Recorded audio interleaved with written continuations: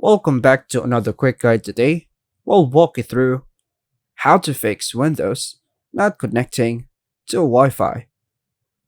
If your Windows PC is not connecting to Wi-Fi, try these two easy methods. First method, restart your router and PC. Turn off your Wi-Fi router and unplug it for 30 seconds. Restart your PC by clicking Start, Power, then hit Restart.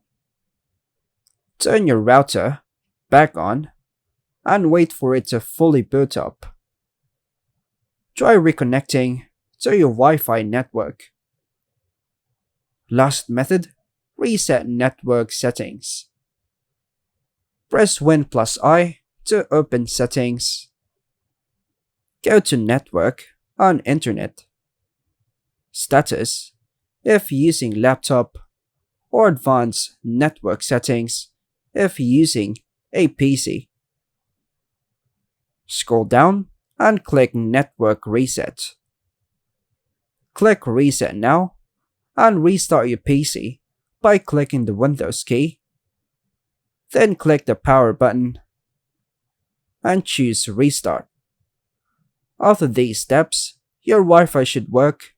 If the issue persists, try updating your network drivers or reconnecting to the Wi-Fi manually.